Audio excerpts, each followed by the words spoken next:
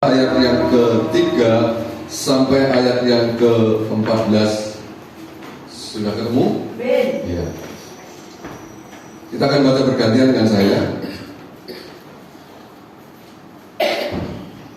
Di sini judulnya permulaan penderitaan. Ketika Yesus duduk di atas bukit Zaitun, datanglah murid-muridnya kepadanya untuk bercakap-cakap sendirian dengan dia. Kata mereka, katakanlah kepada kami bila manakah itu akan terjadi dan apakah tanda kedatanganmu dan tanda kesudahan dunia.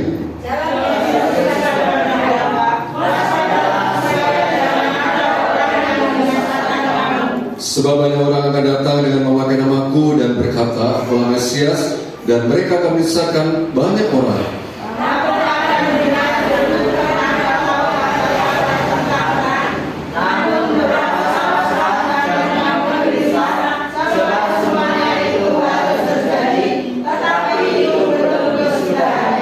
Sebab bangsa akan bangkit melawan bangsa dan kerajaan melawan kerajaan. Akan ada kelaparan dan gempa bumi di berbagai tempat.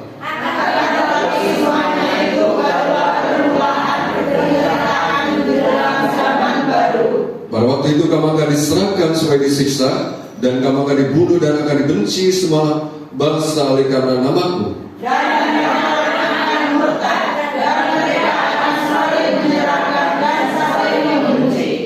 Banyak nabi palsu akan muncul dan menyesatkan banyak orang. Dan kami bertambahnya kedurhakaan, maka kasih kebanyakan orang akan menjadi dingin. Tetapi orang yang bertahan sampai pada kesudahan akan selamat. Dan kedudukan ini akan diberitakan di seluruh dunia dan disaksikan bagi semua bangsa. Sesudah itu barulah tiba kesudahannya. Amin. Tuhan memberkati. Ya, puji Tuhan. Bapak Ibu Saudara kasih Tuhan, kali ini kita akan belajar mengenai tanda-tanda kedatangan Tuhan Yesus. Bapak saya, kita bisa melihat di sini sudah ditulis banyak hal ya mengenai tanda-tanda kedatangan Tuhan Yesus atau sebelum Tuhan Yesus datang kembali ke dunia ini, Bapak saya.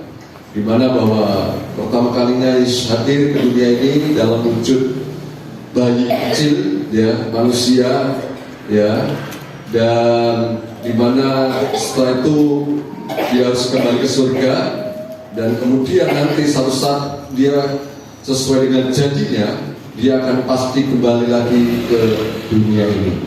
Amin, saudaraku. Ya, dan ini yang harus kita renungkan bersama-sama, sebab ini perlu persiapan yang harus kita miliki supaya kita benar-benar bisa layak berkenan ketika nanti Tuhan Yesus hadir kembali ke dunia ini. Amin, saudaraku. Ya, nah oleh karena itu persiapan apa yang harus kita miliki? Nah, kita lihat dulu terlebih dahulu, Bapak Saudara, sebelum kita belajar mengenai persiapan yang harus kita miliki, kita bisa melihat di sini ada tanda-tandanya. Ya, sebelum Tuhan Yesus datang kembali ke dunia ini, ya. Tadi sudah dituliskan dimulai dari ayat yang ketiga di situ, ya. Dan kita bisa lihat kembali di sini di dalam ayat yang ke-4 mulai, jawab Yesus kepada mereka, waspadalah supaya kamu jangan ada orang yang menyesatkan kamu, sebab banyak orang akan datang dengan memakai namaku dan berkata, Akulah Mesias, dan mereka akan menyesatkan banyak orang. Pertama, Bapak Saudara, kita bisa melihat di sini tanda kedatangan Yesus itu nanti muncul, ya, yaitu Mesias palsu, ya, dan ini memang sudah muncul, saudara. Kalau saudara baca, ya, saudara bisa melihat, ya, saya juga bisa ambil di sini beberapa contoh yang sudah pernah muncul, saudara, dalam Tuhan, ya. Ini ada namanya Jim Jones, saudara, ya. Ini dari Amerika, Marshall Applewhite, saudaraku juga. Kemudian ada Soko Asahara, ya, ini namanya Soko Asahara. Ini orang mana? Ini orang Jepang, saudara, ya. Ada David Shiner, ya. Kemudian juga ada Michio Matayoshi. Matayoshi bukan matanya masih ya, namanya Michio Matayoshi. Saudara kata Tuhan, ini dilihat dari nama Jawa Jepang. Orang-orang ini adalah mengaku bahwa diri mereka adalah sebagai penyelamat, ya, atau Yesus, dan banyak menyesatkan orang. Banyak mereka yang percaya dengan apa yang mereka katakan, sehingga mereka juga terbawa oleh karena apa yang sudah menjadi raguan-raguan mereka ini sudah sampai mereka bisa bunuh diri. Nah, ini yang terjadi. Banyak sekali Mesias-Mesias palsu yang muncul, nabi-nabi palsu yang muncul. Ini tanda-tanda kedatangan Tuhan Yesus. Ya, bahkan beberapa waktu yang lalu dulu, ya, juga ada di Indonesia sendiri dalam Tuhan, ya, yang menyatakan dirinya juga sebagai Mesias, ya, yang ada di Jawa Timur itu sebagai dalam Tuhan, ya, muncul seperti itu. Ya. Ini memang tandanya, dan ini memang harus digenapi. Bagus, ya. Ini harus kita perhatikan dengan serius, ya. Ini yang pertama, yaitu mengenai kedatangan Tuhan Yesus, ada tanda bahwa munculnya Mesias-Mesias palsu, atau Yesus palsu, atau nabi-nabi palsu, Bapak sudah katakan Tuhan, ya. Nah, kemudian selanjutnya ada tanda apa lagi, saudara? Yang kedua, kamu akan mendengar deru perang atau kabar-kabar tentang perang. Nah, kalau ini sudah sangat jelas sekali, saudara, ya. Bahkan hari-hari ini saja, ya, saudara bisa mendengar sendiri, ya, belum selesai, ya, peperangan itu yang terjadi, ya, antara Israel dengan Palestina ini, saudara, ya. Dan kalau orang yang nggak tahu, ya, itu dikaitkan dengan masalah agama, padahal bukan masalah agama, saudara. Nah, oleh karena itu kita harus sadari akan hal ini, dan itu memang harus terjadi, ya. Mungkin kita berpikir, ngapain sok perang, apa sih sing direbut nih, seperti itu, sudah katakan. Tetapi itulah kondisi dunia hari ini, ya. Mereka tidak puas dengan apa yang mereka dapatkan.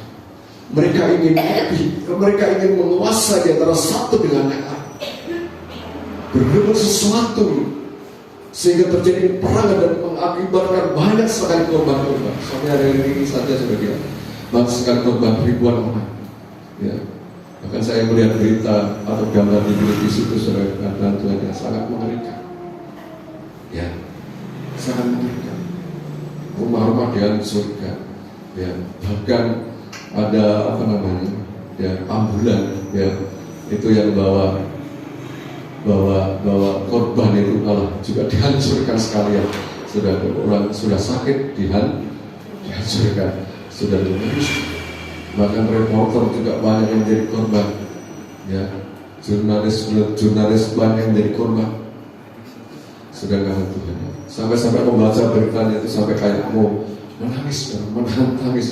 Sudah kata Tuhan, ini memang terjadi, ya, peperangan terus terjadi. Dari dulu sampai sekarang pun masih terjadi, ya. Ini memang sudah tertulis di dalam kebenaran firman Tuhan, bahwa ada peperangan, ada deru perang, ada kabar-kabar tentang perang, ya, bangsa melawan bangsa, ya, kerajaan melawan kerajaan, ya, ingin saling menguasai di antara satu dengan lain. Ini tanda yang kedua. Selanjutnya di situ ada juga tanda berikutnya apa? Kelaparan. Ya, ayat yang ke-7, sebab bangsa akan makin kelar bangsa dan kerajaan akan ada, bagian B, kelaparan. Di dalam Injil Markus di situ juga dituliskan bukan saja kelaparan tetapi juga penyakit. Ya. Kelaparan dan penyakit ini sudah menjadi satu, sudah katakan. Kelaparan. Kita bisa perhatikan di mana juga banyak sekali negara-negara yang sudah mengalami yang namanya kelaparan. Sudah kata Tuhan, di negeri Ethiopia juga sudah pernah terjadi kelaparan. Ada sebuah gambar yang sangat-sangat menyedihkan sekali buat saya. Ada seorang anak kecil, di sampingnya di situ juga ada burung. Sudah kata Tuhan. Nah, kemudian karena si anak kecil ini kelaparan, ya, sangat kelaparan, badannya sudah kurus kering, sudah menghadap Tuhan.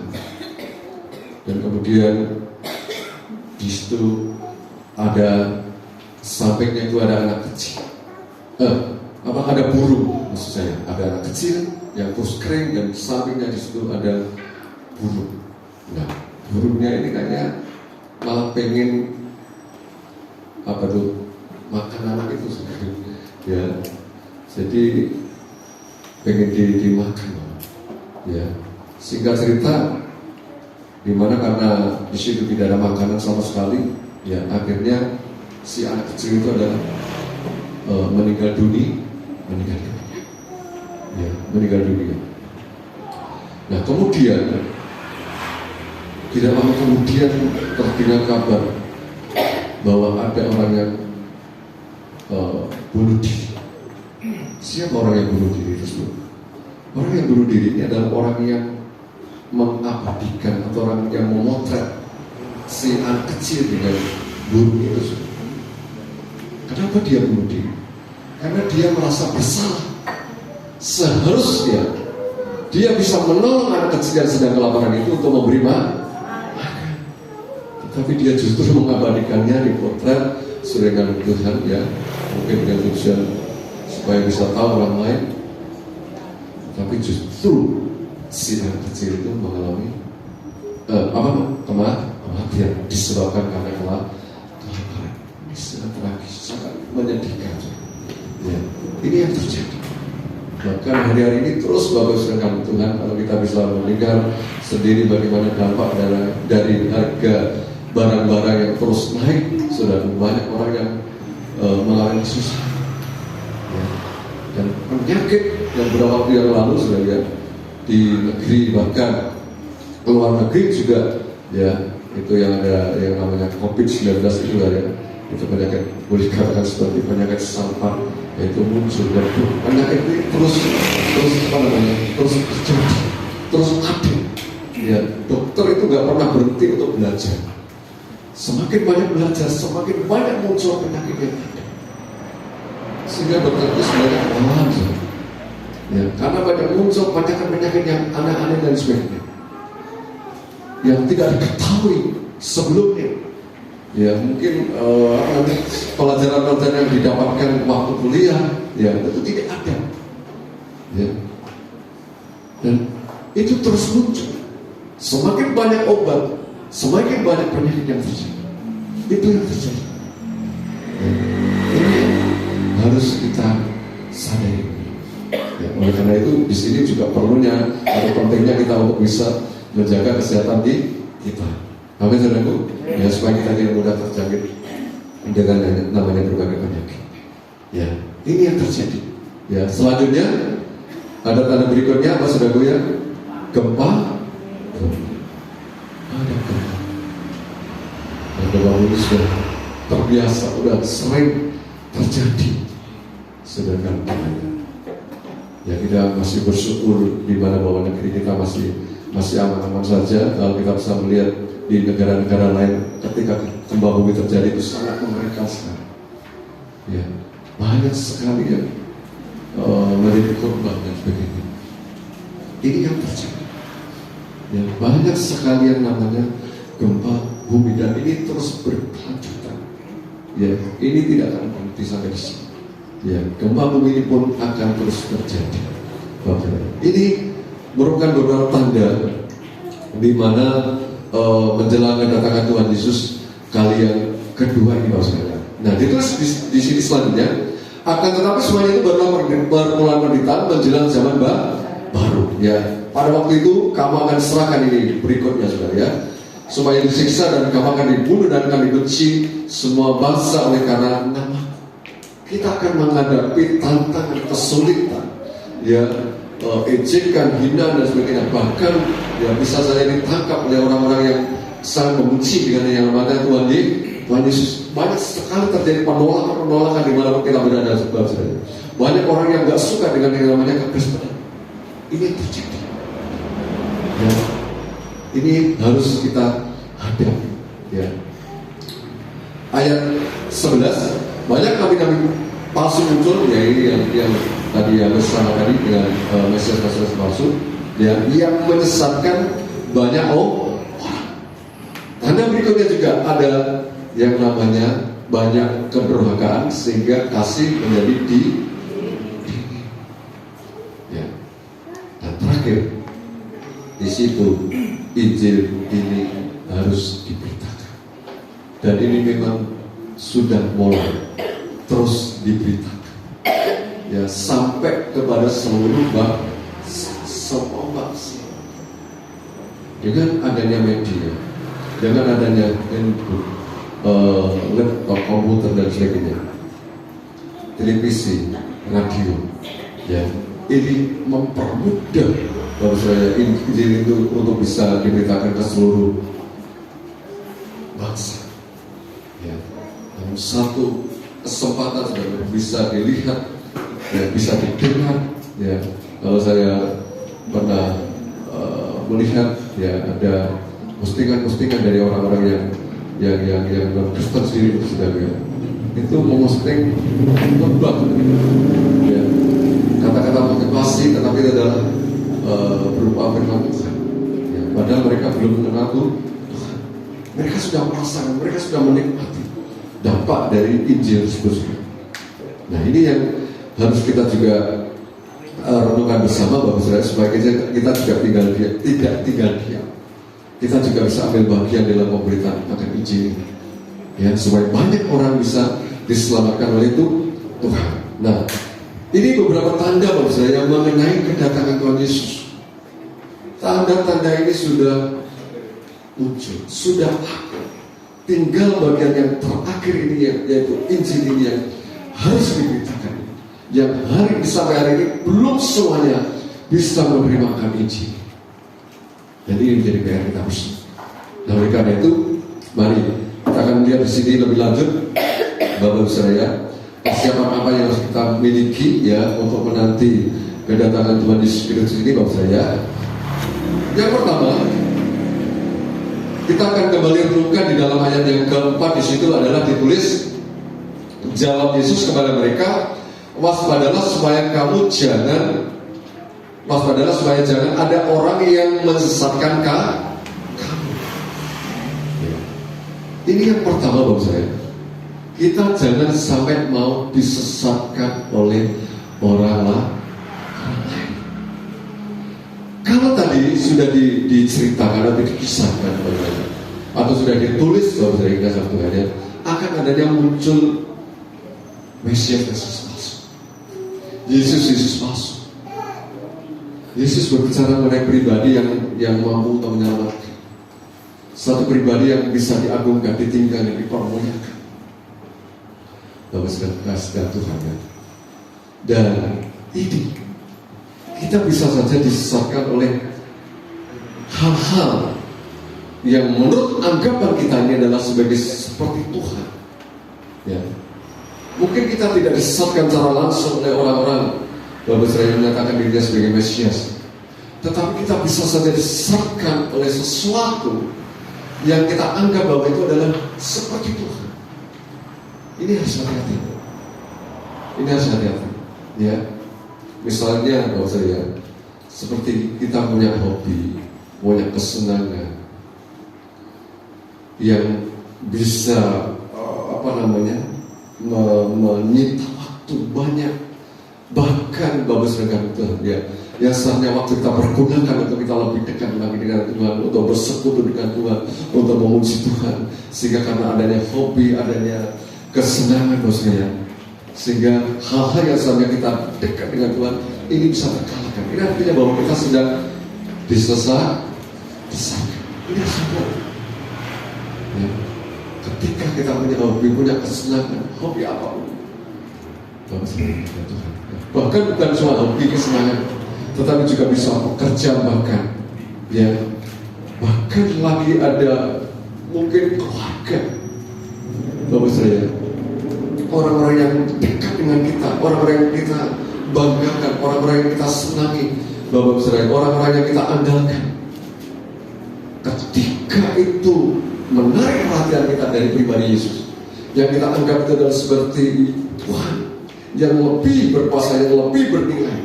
Itu artinya bahwa kita sedang disesatkan oleh mereka. Oleh karena itu Bapak, kita harus hati-hati di sini Bapak. Disesatkan. Ini jangan sampai terjadi. Ya, dari Selasa yang lalu sudah sampaikan bahwa kita jangan sampai menyesatkan dan juga disesatkan. Ya, satu contoh menyesatkan anak-anak kita, anak-anak kecil. Ketika kita tidak bisa mengarahkan mereka dengan sungguh-sungguh kepada Tuhan, itu artinya kita sedang menyesatkan. Ya, oleh karena itu kita harus hati-hati di sini, saudara Tuhan. Ya, menyesatkan, sesat.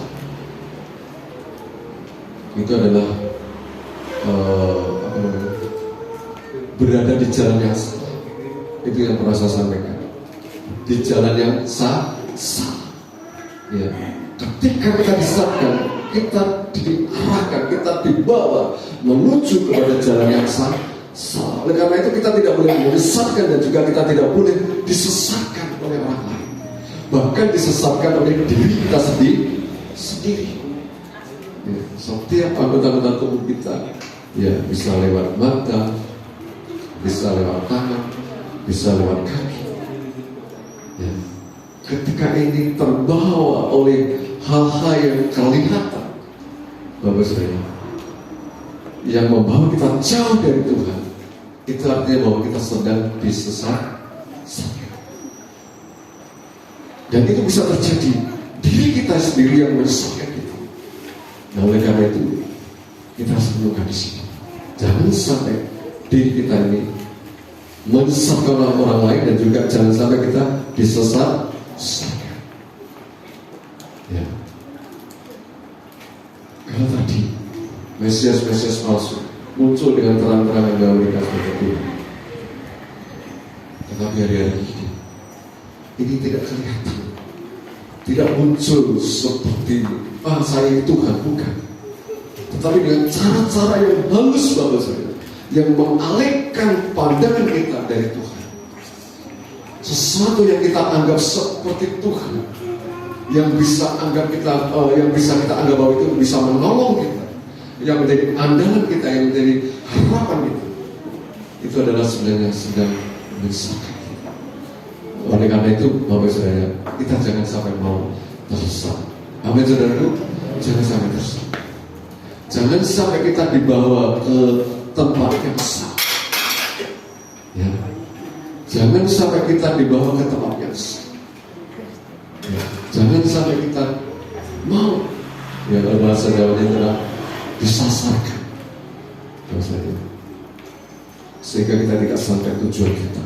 Ya. Oleh karena itu ini yang harus kita renungkan bersama.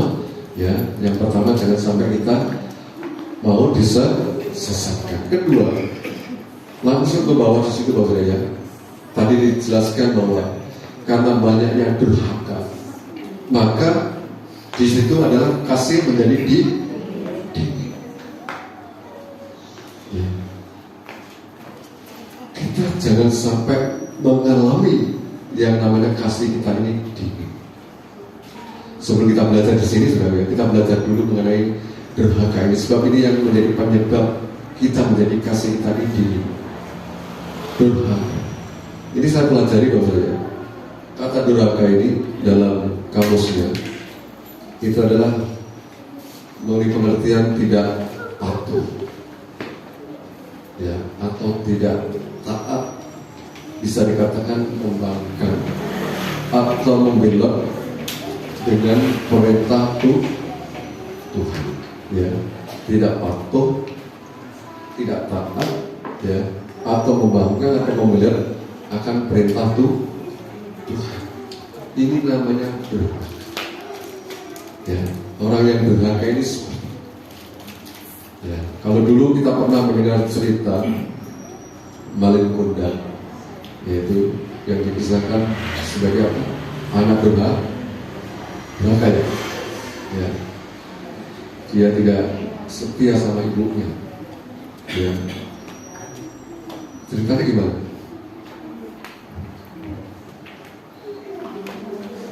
Anda sedikit ingat Ibu Malin Kundang? Dia tadinya miskin, kemudian jadi kaya. Setelah kaya, dia lupa sama ibunya, sehingga sama ibunya untuk jadi. Ini juga harus menjadi pelajaran bagi saudara anak Tuhan ya.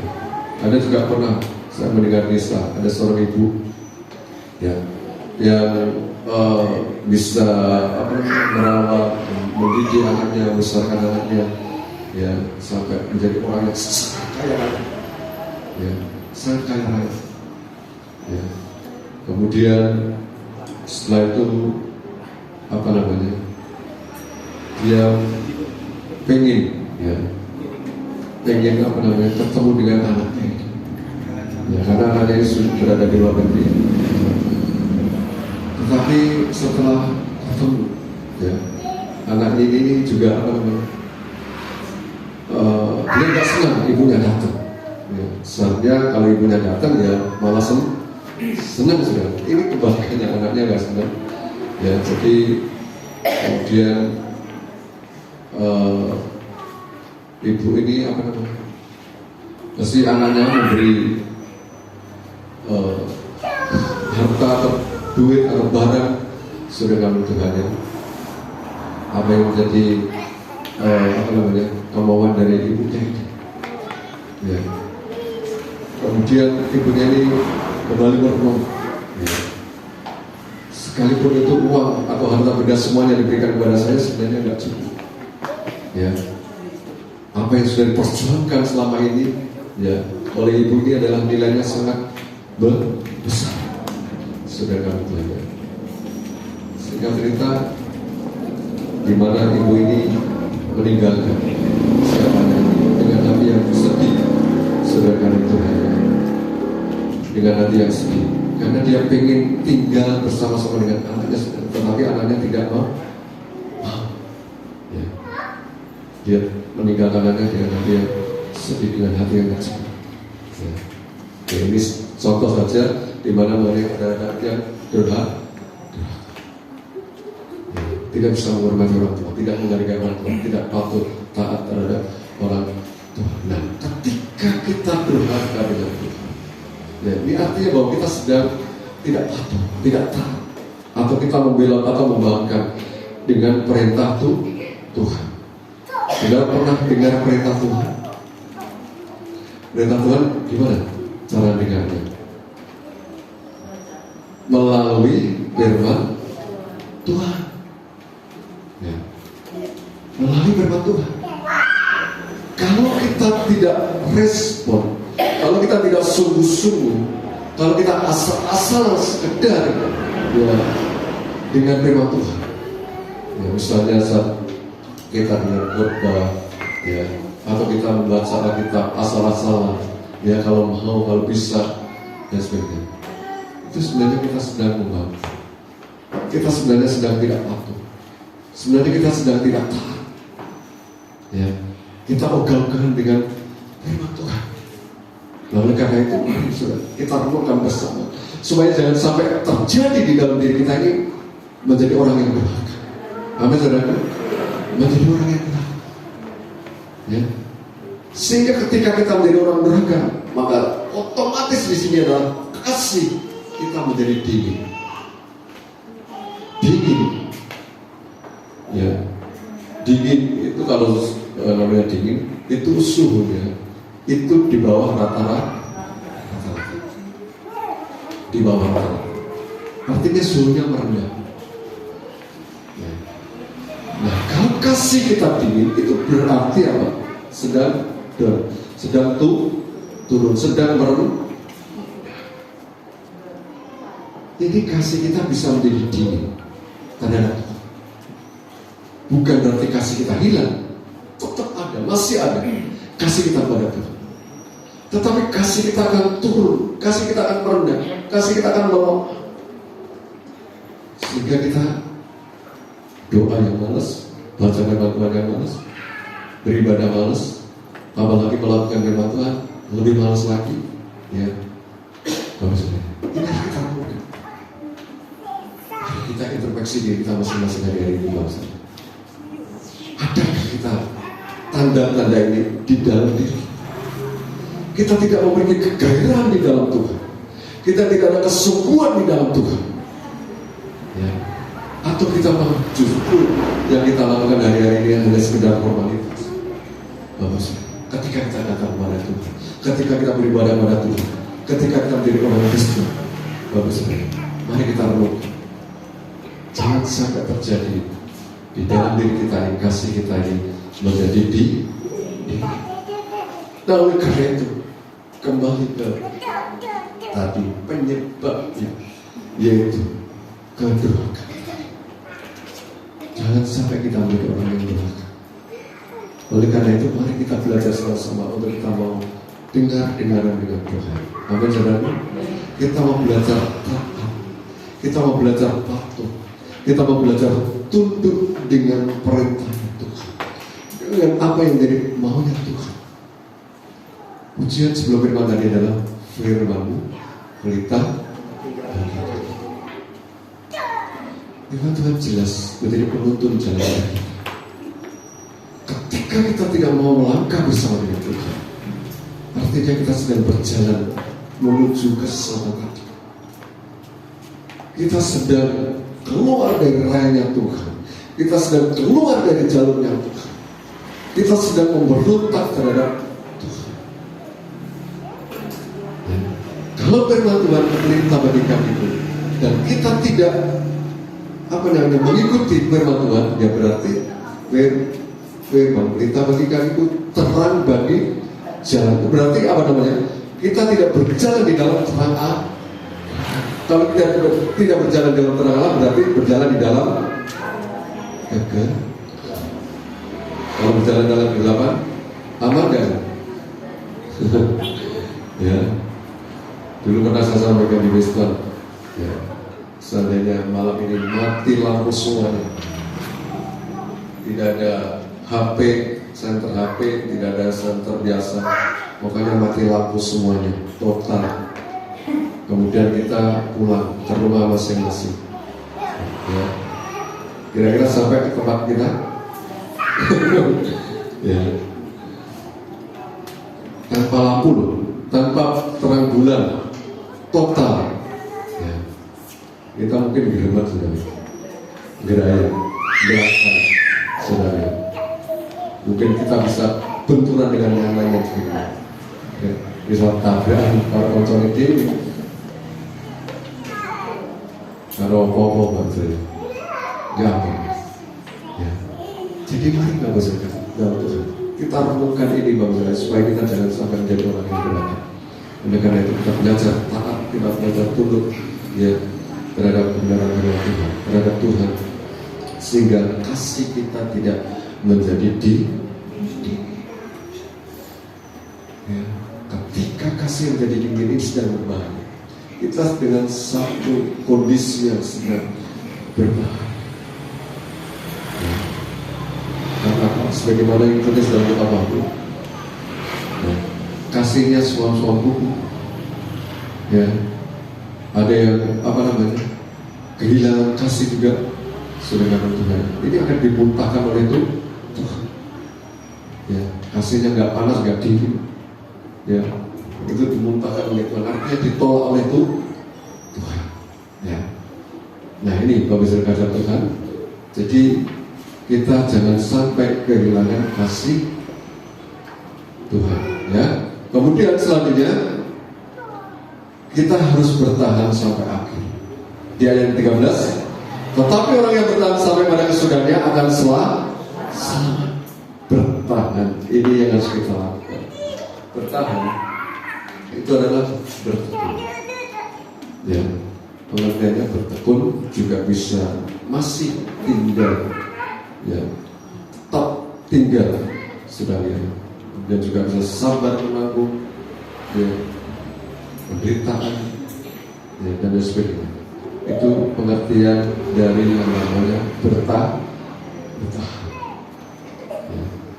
Kita tetap dalam posisi.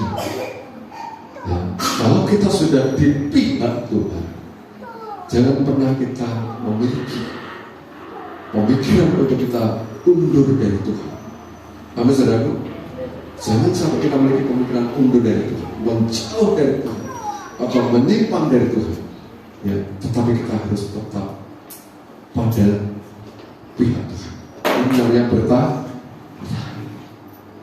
Ketika kita tetap dalam posisinya di pihaknya Tuhan, pasti kita aman. Amin, saudaraku. Kita akan selamat.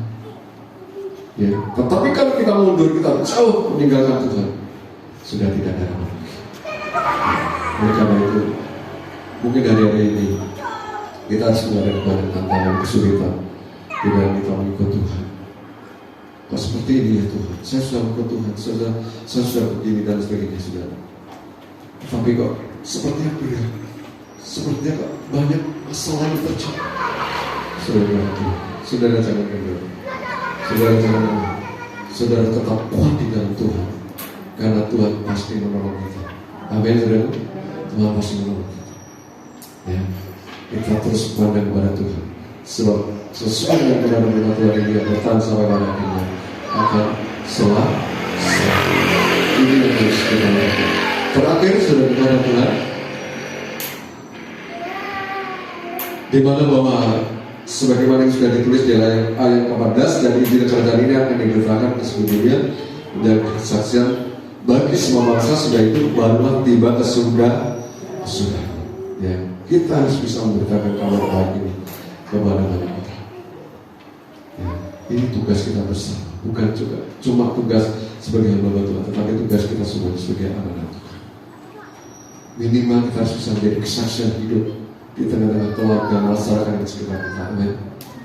Menjadi kesaksian hidup yang bisa dibaca, ya, yang bisa dibaca bahwa kita adalah sebagai anak Tuhan, menjadi anak-anak terang, sehingga mereka bisa tertarik kepada Tuhan melalui kehidupan kita.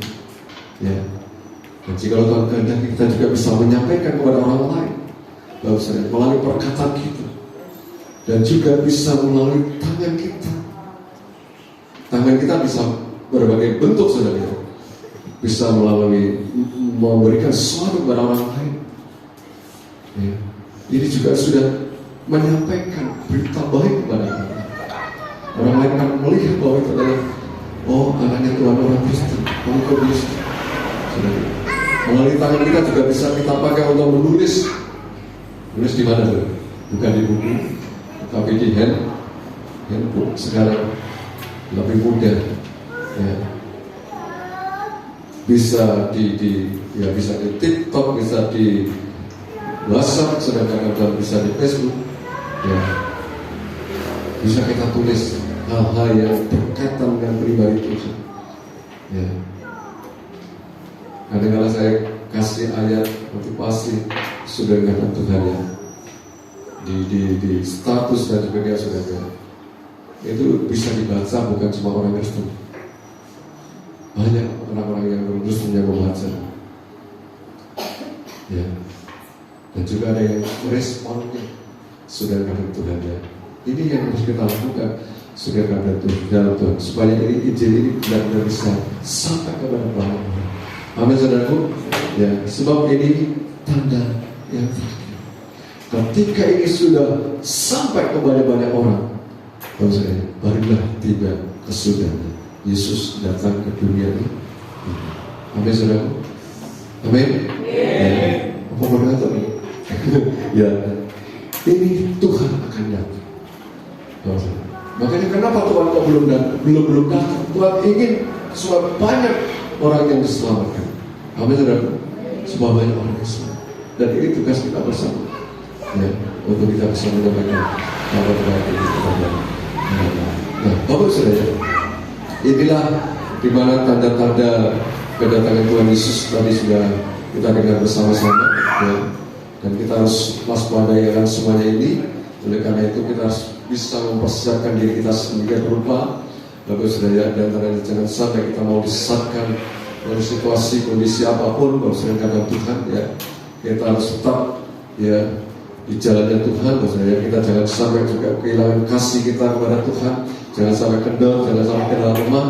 Sudah mudah kita harus tetap kuat, bertahan sampai pada akhirnya, supaya nanti ketika Tuhan datang, benar-benar kita sudah dalam kondisi yang siap. Amin. Dan kita juga bisa menjadi pemberita memberitakan Injil Tuhan kepada banyak orang sehingga banyak juga yang diselamatkan oleh Tuhan. Dan sehingga itulah Tuhan Allah hadir dan kita juga bisa tinggal bersama-sama dengan Tuhan sampai selama-lamanya. Amin. Puji Tuhan, ini sedikit teman firman saat ini dan lagi memberkati kita semua.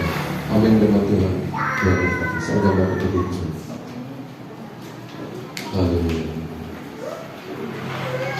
Mari kita dalam pada Tuhan, kita renungkan kebaikan Tuhan.